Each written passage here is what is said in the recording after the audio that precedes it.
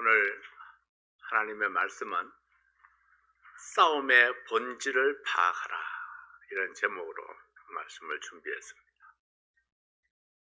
싸움의 본질을 파악하는 것이 왜 중요할까요? 오늘날 이 사회는 왜 싸우는지, 무엇을 위해서 싸우는지, 누구를 위해서 싸우는지 싸움의 본질을 알지 못하고 다만 이 분위기에 휩싸여서 또는 군중 심리에 붙잡혀서 의미 없는 싸움을 싸우는 사람들이 너무나 많은 그런 시대를 우리가 살아가고 있습니다. 심지어 이 그리스도인들까지도 영적 싸움의 최종 목표가 무엇인지 알지 못하고 비방과 판단에 매달리는 사람들이 많습니다. 마치 누군가를 비방하고 판단하면은 내가 더 옳은 사람 같고 내가 더 올라가는 것 같은 그런 착각 속에 빠진 사람들이 많이 있죠. 오늘 우리는 느헤미야가 주도하는 싸움을 통해서 우리가 마땅히 싸워야 할 영적 싸움의 본질을 알고 그리고 하나님의 뜻을 이루는 그런 성도들이 될 수 있기를 원합니다. 이 시간 다 함께 오늘의 본문 말씀 느헤미야 4장 9절부터 14절까지 있는 말씀 일어나셔서 함께 읽겠습니다.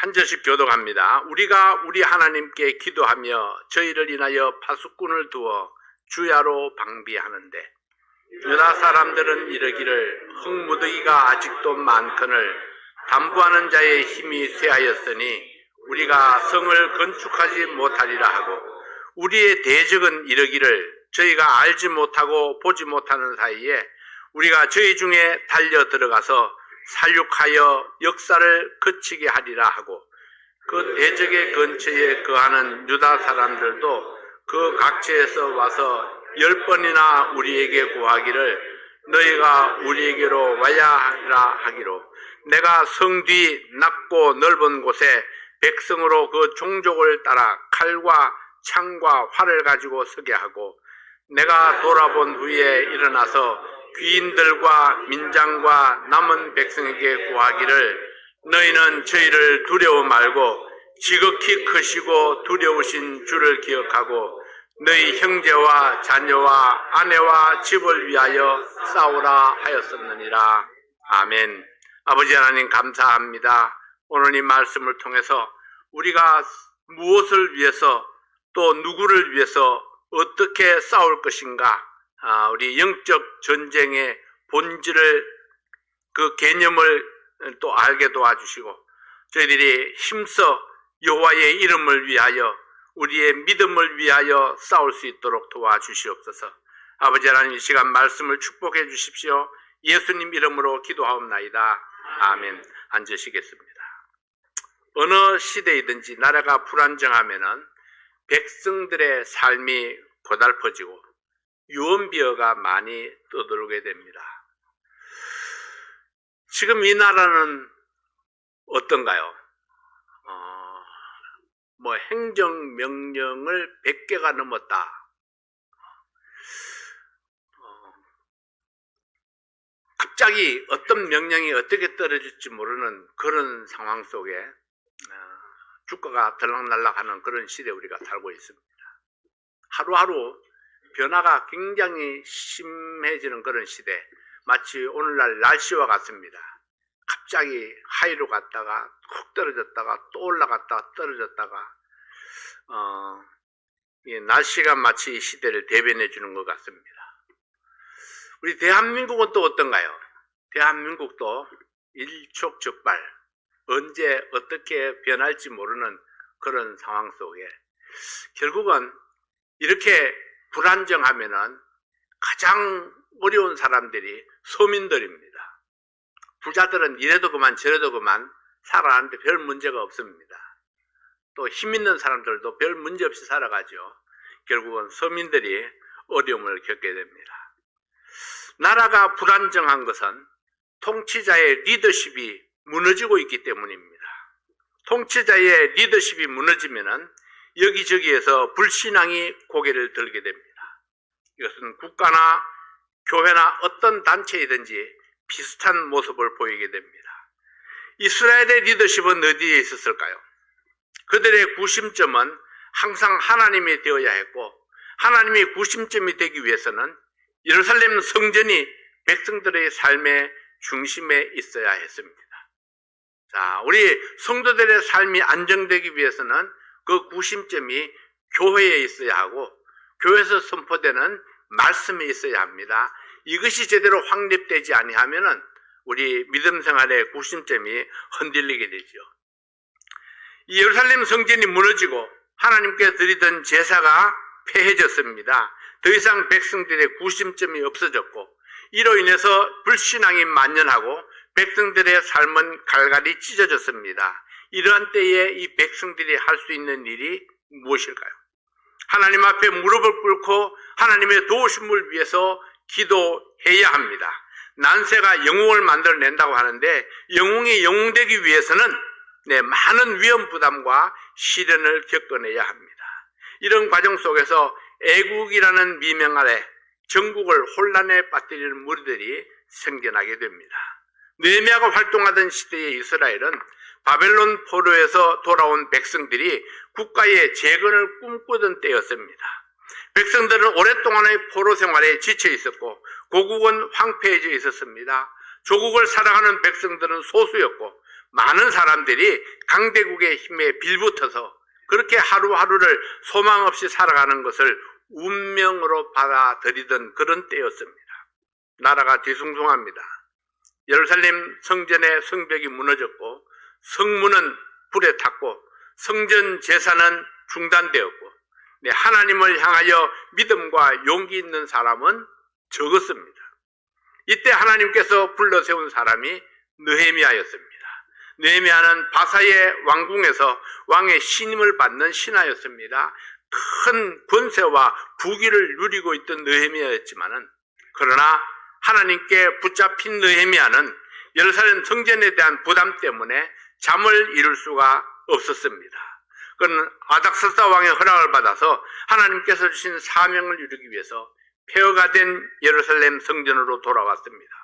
그리고 그와 함께 돌아온 헌신된 백성들과 함께 예루살렘 성벽 쌓기를 시작했습니다.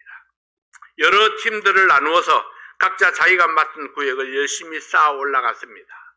그러나 그들을 바라보는 부정적인 사람들이 있었습니다. 내 나라의 기틀을 다지는 일이었고, 내 하나님을 섬길 성전을 재건하는 일이었는데도 불구하고 하나님의 일을 방해하는 무리들이 있었습니다. 여러 가지 이유가 있겠지만은 이 일이 나를 제쳐두고 누구를 중심으로 돌아가는가? 함께 하지 못하는 사람은 함께 하지 못할 이유가 자기에게 있었지만은 다른 사람들에게서 그 이유를 찾으려고 합니다.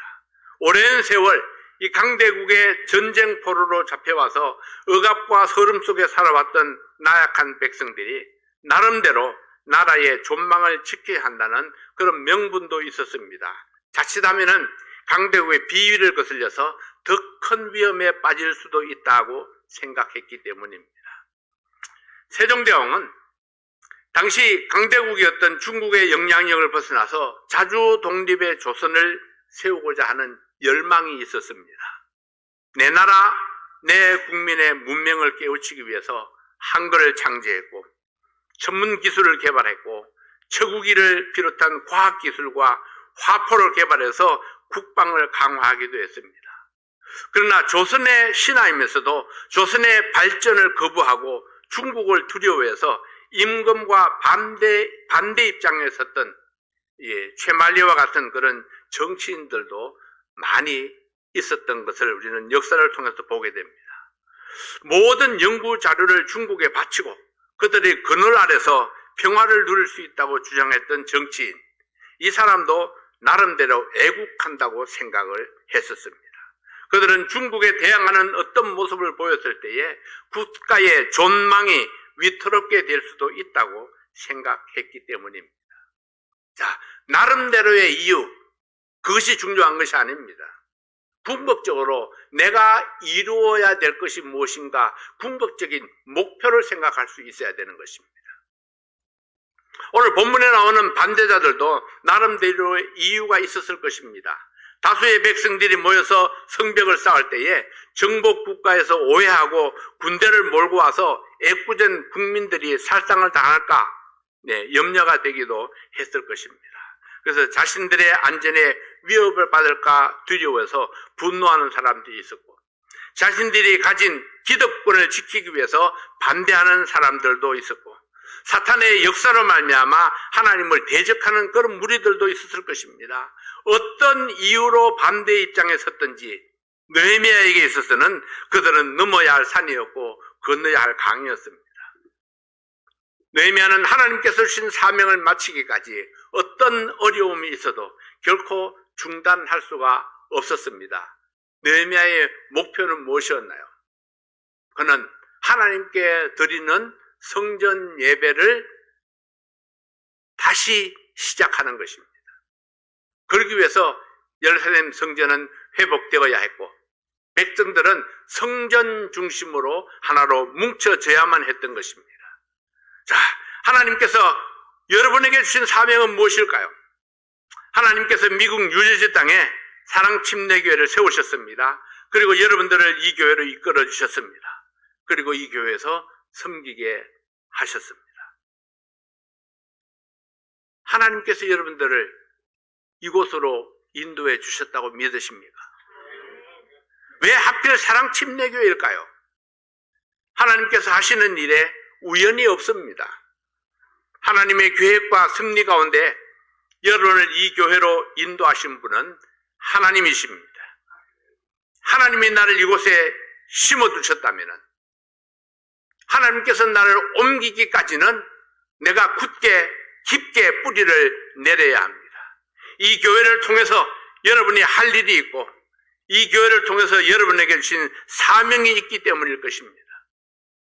저는 1998년 5월에 LA에서 대학원을 졸업하고 LA 동부 지역에서 교회를 개척하기 위해서 준비하고 한국의 여러 교회에 도움을 청하기 위해서 한국을 방문 중이었습니다. 1998년 6월에 사랑침례교회에서 저를 찾는다는 전화를 한국에서 받았습니다. 그리고 8월에 이 교회를 처음 방문해서 성도들을 만나고 하나님께서 날 이곳으로 인도하신다는 확신을 가졌습니다. 6월에 받았던 한 통의 전화가 나를 이 교회로 이끌었습니다. 이것이 과연 우연일까요? 내 주변에 있는 선배 목사님들은 제 결정에 많은 우려를 표했습니다. 처음 시작하는 이민 목회 첫 출발점인데 사랑침례교회는 너무 위험합니다. 어렵습니다. 그 교회 성도들이 너무 강합니다. 특히 집사님들이 너무 셉니다. 변목사 가서 견딜 수 없습니다. 열의 9이 반대를 했습니다. 근데 제게 있는 확신이 있었습니다. 하나님께서 나를 이 사랑침례교회로 이끌고 계신다 하는 그런 확신이요. 내가 하나님께서 주신 사명을 따라서 이 교회로 오기로 결정을 했습니다. 이것이 과연 우연일까요? 여러 가지 어려운 여건들이 많았지만은 하나님께서 주신 확신을 따라서 9월에 이 교회로 부임해 왔습니다. 6월에 전화를 받고 8월에 첫 방문을 하고 9월 달에 이삿짐을 챙겨서 이사를 왔습니다. 어려움들이 많았죠. LA에서 제가 5년 반을 살았습니다. LA 5년 반 사는 동안에 제 살림이 어땠을 것 같아요? 여름 옷밖에 없었습니다. 근데 여기 오니까 그에 따라 왜 그렇게 추운지요? 옷은 여름 옷밖에 없는데 추위는 그렇게 심했습니다. 겨울옷을 사입을 돈이 없었습니다. 근데 누구에게 옷을 한 벌 사달라고 말할 수 있는 사람도 없었습니다. 그래서 한국에 있는 친구에게 전화를 했습니다. 여기 너무 춥다. 그 다음 날로 가죽 잠바를 하나 사서 붙여왔습니다. 그래서 그 가죽 잠바 혹시 기억나는 분이 있을지 모르겠네요. 고동색 가죽 잠바. 오랫동안 그 가죽 잠바 하나로 견디어냈었습니다. 그러나 여러 가지 어려운 여건이 있었지만은 제가 분명하게 기억하는 것은 하나님께서 나를 저 서부에서 동부로 옮겨주셨다. 하나님께서 날 이 교회로 보내셨다는, 그래서 이 교회에서 나에게 주신 사명이 있다는 그런 확신이 나에게 있었기 때문에 여러 가지 어려운 상황들을 내가 견뎌낼 수 있었고, 그리고 이 사명을 이루기까지 결코 중단하지 말고 걸어야 된다. 그렇게 생각을 했었습니다. 그리고 이제 여기까지 오게 됐네요. 지나온 여정들은 여러분들이 다 아시는 바죠. 여러 가지 어려움들 많이 있었지만은 그 모든 강들을 다 건너서 이제는 은퇴를 1년 앞두고 있습니다. 우리는 여러분들에게는 앞으로도 이루어야 될 사명들이 있습니다. 그리고 그 사명을 이루기 위해서 결코 중단하지 말고 전진해 가야 합니다. 하나님께서는 고린도전서 10장 13절 말씀으로 저에게 힘을 주셨습니다. 너희가 감당할 시험 밖에는 너희에게 당한 것이 없나니 오직 하나님은 미쁘사 너희가 감당치 못할 시험 당함을 허락지 아니하시고 시험 당할 즈음에 또한 피할 길을 내사 너희로 능히 감당하게 하시느니라. 감당치 못할 시험은 주시지 아니하고 시험 당할 때에는 피할 길을 주셔서 능히 감당하게 하신다 했습니다. 감당할 수 있는 시험을 주시든지 감당할 수 있는 능력을 주시든지 시험을 피할 수 있는 길을 주신다 했으니까 어떤 경우에도 포기할 수 없습니다. 하나님의 교회를 위해서 여러분을 부르시고 세우셨습니다. 하나님께서는 사랑 침례교회를 위해서 주신 사명을 능히 감당할 수 있는 힘과 지혜와 믿음을 앞으로도 계속해서 주실 줄로 믿습니다. 느헤미야와 일꾼들이 예루살렘 성벽을 세우는 데에 갑자기 방해꾼들이 나타나서 야유를 퍼붓고 있습니다. 공사를 진행하던 백성들은 힘이 빠지고 성벽 공사에 힘이 벅차기 시작했습니다. 이때 느헤미야가 백성들에게 도전하는 세 가지, 무엇을 위해서, 누구를 위해서, 어떻게 싸울 것인가, 느헤미야의 도전이 우리의 믿음을 굳게 세울 수 있기를 원합니다. 첫 번째로 우리는 무엇을 위해서 싸울 것인가? 사람들은 흔히 다른 사람의 평가에 흔들립니다. 누가 뭐라고 말하는가? 생각 없이 퍼뜨리는 소문 때문에, 누군가의 작은 평가 때문에 사역을 포기하고 영적 싸움을 포기하는 사람들이 많습니다. 중요한 것은 이것입니다. 내가 당면한 영적 싸움의 목적이 무엇인가? 느헤미야와 백성들에게 주어진 싸움은 하나님께서 주신 사명을 위한 싸움이었습니다. 느헤미야에게 사명을 주신 분은 하나님이셨습니다. 느헤미야는 하나님께서 주신 사명 앞에 서서 오직 하나님의 평가만을 생각하고 주어진 일에 충성을 다했습니다. 느헤미야는 사람들의 평가에 마음이 흔들리지 아니했습니다. 어떤 환경이나 조건보다 우리를 더 힘들게 하는 것이 있다면 그것은 사람들이 의미 없이 던지는 말들입니다. 바꿀 수 있고 고칠 수 있는 것이라면 바꾸면 되고 고치면 됩니다. 그러나 바꿀 수 없고 고칠 수 없는 것이라면 하나님께 맡기고 믿음으로 전진해 가야 합니다. 예루살렘 성전을 세우는 일, 여러분, 이것은 바꿀 수 없는 것입니다. 포기할 수도 없는 것입니다. 어떤 어려움이 있어도 결단코 반드시 이루어내야 할 목표입니다. 그래서 어떤 상황에도 느헤미야는 포기할 수가 없었습니다.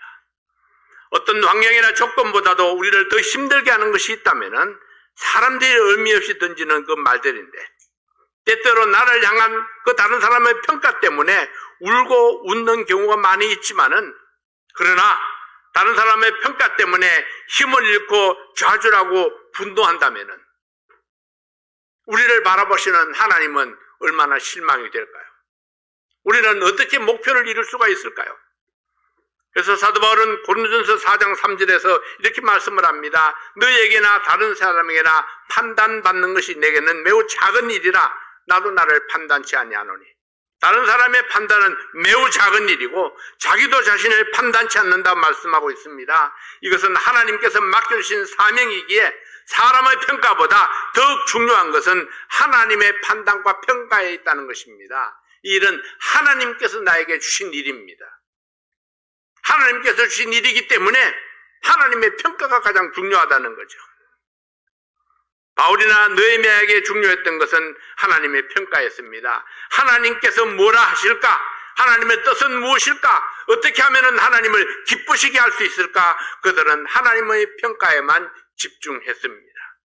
사랑하는 성도 여러분, 하나님의 일에 열심을 품으면 좋게든 나쁘게든 사람들의 평가 때문에 우쭐할 수도 있고 기분이 나쁘고 의기소침해질 수도 있습니다. 이때 믿음이 필요합니다. 하나님의 평가만 바라보는 믿음, 사람들의 평가에 흔들리지 않는 믿음이 필요합니다. 느헤미야의 반대편에 있었던 산발랏이 성벽이 건축되고 있다는 소식을 듣고 분노했습니다. 그리고 비웃었습니다. 느헤미야 4장 1절 말씀에 보면은 산발랏이 우리가 성을 건축한다 함을 듣고 크게 분노하여 유다 사람을 비웃으며, 성벽이 건축되는데 왜 산발랏이 분노했을까요? 하나님의 일에 반대하는 사람은 하나님을 대적하는 사람입니다. 사람이 하나님께 대적하여 이길 수 있는 사람이 있을까요? 왜 사람들은 성산 없는 싸움을 할까요? 하나님을 알지 못하고 자신의 어리석음을 깨닫지 못하기 때문입니다. 도비아도 맞장구를 쳤습니다. 암몬 사람 도비아는 곁에 섰다가 가로되 저들의 건축하는 성벽은 여호와 올라가도 곧 무너지리라. 왜 이들은 성벽 건축을 방해하지 못해서 안달을 했을까요? 왜 사륙을 해서라도 목숨을 걸고 싸워서라도 이 공사를 중단시키려 했을까요? 네, 성벽 건축에 대해서 하나님과 생각이 달랐기 때문입니다. 하나님과 생각이 다른 사람은 반대편에 있는 사람, 하나님의 반대편에 있는 사람이라면 사탄에게 쓰임받고 있는 사람입니다. 여러분 누구 편에 서 있습니까? 사람 편에 서 있는 사람은 사람의 자존심이나 사람의 기분이나 자기 생각을 중요하게 생각합니다. 그러나 하나님 편에 서 있는 사람은 하나님의 말씀이 중요합니다. 하나님께서 이루고자 하는 사역이 중요합니다. 그래서 자기를 희생해서라도 하나님의 일을 성취하고자 애쓰는 것입니다. 하나님의 생각은 성벽을 건축하고 성전을 수리해서 이 백성들이 성전에서 하나님을 만나고 하나님을 경험하고 하나님과 더불어 살아가기를 원하셨습니다. 느헤미야와 헌신된 백성들은 어떤 권력도 두려워하지 아니하고 사람들의 조소나 비웃음도 두려워 아니하고 사람의 생각이나 평가보다 하나님의 생각을 따르기로 작정했습니다. 크고 두려우신 여호와가 내 편이라고 믿었습니다. 그래서 더 기도하고 더 방비를 굳게 하고 사명을 위해서 매진했습니다.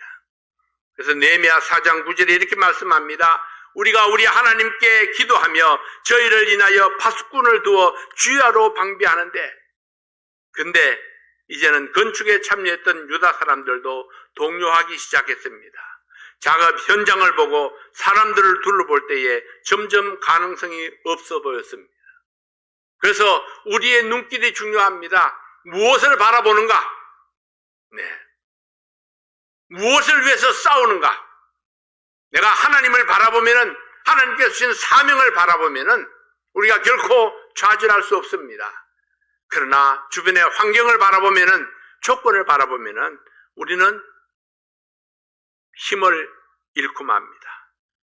느헤미야 4장 10절에 유다 사람들은 이르기를 흙무더기가 아직도 많거늘 담부하는 자의 힘이 쇠하였으니 우리가 성을 건축하지 못하리라.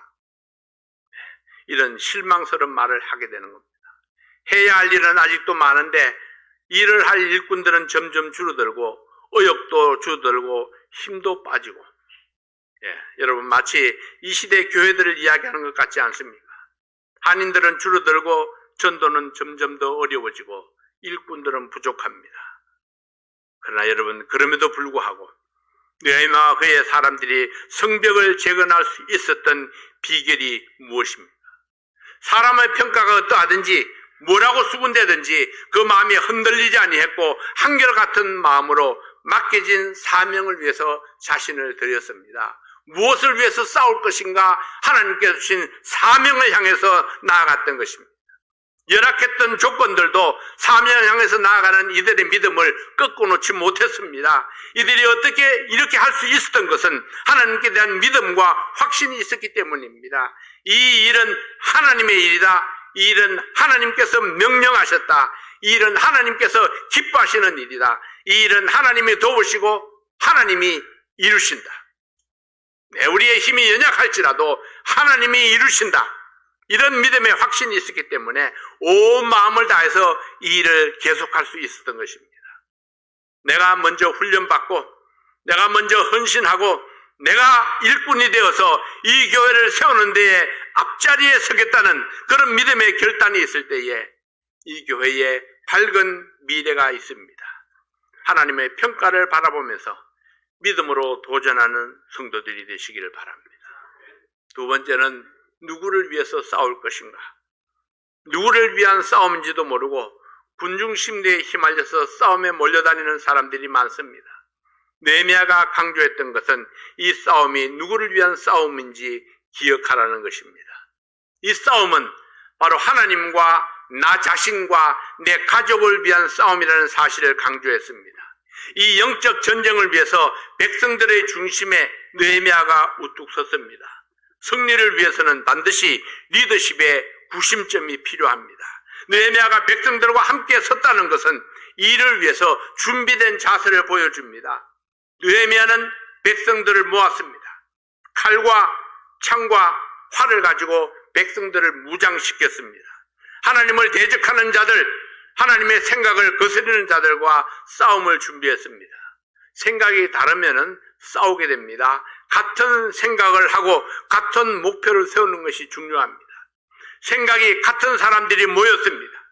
하나님의 생각과 같은 생각을 가진 사람들, 성벽은 세워져야 하고 하나님께 드리는 성전 제사는 회복되어야 한다고 믿는 사람들이 느헤미야와 함께 무기를 들고 섰습니다. 이 싸움은 누구를 위한 싸움입니까? 느헤미야 4장 14절 말씀 함께 봅니다. 느헤미야 4장 14절 말씀입니다.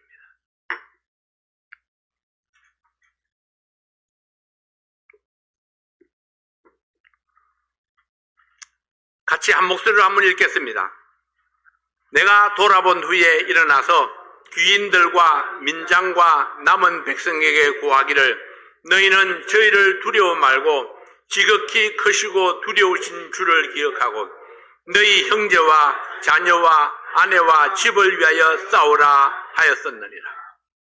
느헤미야는 두 가지를 강조했습니다. 하나님을 기억하라. 그리고 가족들을 위해 싸우라. 우리에게 중요한 것이 바로 이것입니다. 하나님을 기억하고 그리고 가족들을 위해서, 내 가족들을 위해서 싸우는 것입니다. 첫 번째로 하나님을 기억하라.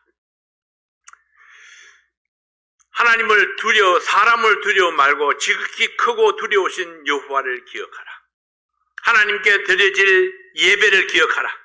하나님과 함께할 교제를 생각하라. 하나님께서 주신 승리의 약속을 기억하라. 하나님의 영광을 생각하라. 하나님의 말씀을 순종하기 위해서 그들은 칼과 창과 활을 가지고 힘있게 섰습니다. 하나님을 위해서 싸우리라.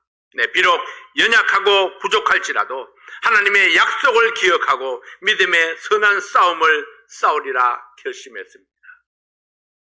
여러분, 하나님의 말씀이 무엇입니까? 하나님이 주신 약속입니다. 우리가 믿는 것은 이 하나님의 약속을 믿는 것입니다. 하나님이 주신 약속, 하나님을 순종하는 백성들에게, 하나님을 경외하고 따르는 모든 백성들에게 하나님께서 반드시 복을 주시리라 약속했습니다. 우리가 복을 받는 비결, 행복을 누리는 비결, 우리가 가치 있는 삶을 살아가는 비결은 오직 하나입니다. 하나님의 주신 약속을 믿고 그 약속을 향해서 가는 것. 두 번째는 형제와 자녀와 아내와 집을 위하여 싸우라 했습니다.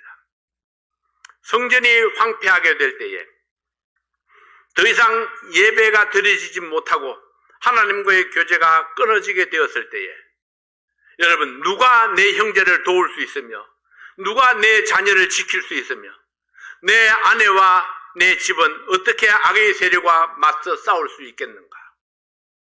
진정으로 나 자신과 내 가족을 위한 것이 무엇인가를 우리는 알아야 합니다. 하나님이 없으면 나도 없고 내 가족도 없습니다. 하나님이 아니면 내 가정에 행복이 없습니다. 이것은 완전히 결론적인 것입니다. 그 어떤 과정을 거쳤든지 간에 하나님이 없으면 우리는 아무것도 아닙니다. 우리의 싸움은 하나님만 위한 것이 아닙니다. 내 형제를 위한 싸움이요, 내 자녀들을 위한 싸움입니다. 내 아내와 내 집을 지키기 위한 싸움입니다. 나 자신과 내가 살아가는 가족들을 사탄의 세력으로부터 지키기 위한 싸움입니다. 우리의 싸움은 성전고를 울리기까지 계속되어야 합니다. 내 자녀를 위해서, 내 집을 위해서, 그리고 내 하나님의 영광을 위해서, 내 거룩한 교회를 위해서, 내가 거룩한 주님의 군병이 되어서 싸움에 참여하는 특권을 가졌다는 사실을 여러분 기억하시기를 바랍니다. 하나님을 위해서 싸울 수 있는 것은 성도만이 가질 수 있는 특권입니다. 자, 이제 세 번째로 어떻게 싸울 것인가? 무엇을 위해서, 누구를 위해서 어떻게 싸울 것인가? 느헤미야는 실제적이고 구체적인 전략을 세웠습니다. 기도만 하고 있지는 않았습니다. 누군가의 도움을 바라고 앉아있지도 않았습니다. 그들은 스스로 준비했습니다. 백성들의 승리를 위해서 구체적인 방법을 지시했습니다. 그리고 자신이 그 구심점이 되어서 함께 먹고 자면서 싸움을 준비했습니다. 그는 사탄과의 싸움을 준비하는 한편 주어진 사명을 위해서 성실하게 일했습니다. 느헤미야 4장 15절부터 18절까지 있는 말씀을 제가 읽습니다. 우리의 대적이 자기의 뜻을 우리가 알았다 함을 들으니라. 하나님이 저희의 꾀를 패하셨으므로 우리가 다 성에 돌아와서 각각 역사하였는데 그때로부터 내 종자의 절반은 역사하고 절반은 갑옷을 입고 창과 방패와 활을 가졌고 민장은 유다 온 족속의 뒤에 있었으며 성을 건축하는 자와 담보하는 자는 다 각각 한 손으로 일을 하며 한 손에는 병기를 잡았는데 건축하는 자는 각각 칼을 차고 건축하며 나팔 부는 자는 내 곁에 섰었느니라. 비상사태가 선포되었습니다. 하나님을 의지하고 믿음으로 기도했습니다. 교대로 보초를 서고 일을 했습니다. 한 손에는 연장을 잡았고 한 손에는 병기를 잡았습니다. 칼을 차고 언제든지 싸울 준비를 했습니다. 모든 일터가 전쟁터였고 잠잘 때에도 긴장을 풀지 아니했습니다. 옛날 전투경찰대에 있을 때가 생각납니다. 우리에게 주어진 임무는 고리 원자력 발전소와 그 주변의 해안을 지키는 것이었습니다. 날씨만 나쁘면 비상에 걸렸습니다. 최전방 비상입니다. 무장한 간첩이 악천후를 이용해서 해변가로 스며들었기 때문입니다. 경상남도 후방이죠. 해안이지만은 그때는 전방과 후방이 따로 없었습니다. 저녁이 되면 모든 분대원들이 실탄을 분배받습니다. 기관총에 연발 총탄이 장전이 딱 되어서 방아쇠만 당기면은 발사할 수 있는 준비를 갖춥니다. 분대원의 70%가 보초 근무에 투입됩니다. 몇 시간이라고요? 12시간 보초입니다. 초소에 들어가서 잠을 자는 30%도 군복을 벗지 못하고 군화를 벗지 못하고 총에 옆구리를 끼고 잠을 잤습니다. 시탄을 옆구리에 끼고 허리에 차고 그리고 총을 옆구리에 끼고 그리고 새우잠을 잡니다.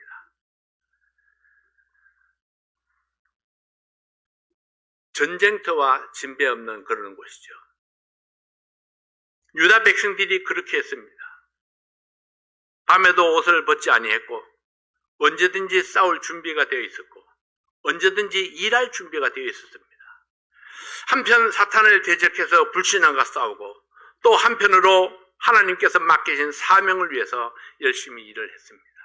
사랑하는 성도 여러분, 여러분을 방해하는 것들은 무엇입니까? 무엇이 여러분의 믿음의 결단을 가로막고 있습니까? 지금이 바로 하나님의 영광을 위해서 일어나야 할 때입니다. 내 자녀들과 형제들과 내 집을 위해서 일어나야 할 때입니다. 믿음으로 하나님께서 주신 사명을 외치며 일어나야 할 때입니다. 진정으로 내 가족을 위한 것이, 내 삶을 위한 것이, 내 미래를 위한 것이 무엇인지 우리가 깨달아야 합니다. 하나님을 섬기는 것만이 나에게 미래가 있습니다. 네, 하나님을 바르게 섬기는 것만이 우리의 가족들에게 미래가 있고 우리의 후손들에게도 미래가 있습니다. 모든 성도들이 하나님의 생각에 자기 생각을 굴복시키고 하나님의 영광을 위해서 목청을 높여야 할 때입니다. 이것이 우리 모두가 사는 길이요 하나님의 복을 받아 누리는 비결입니다. 우리는 싸움의 본질을 파악해야 합니다. 나의 영적 전쟁은 누구를 위해서, 무엇을 위해서, 어떻게 싸움을 준비하고 있는가? 하나님의 영광을 위해서, 내 형제 자매들의 영적 승리를 위해서, 불신앙을 극복하고 교회를 위해서 굳게 서시는 여러분들이 되시기를 바랍니다.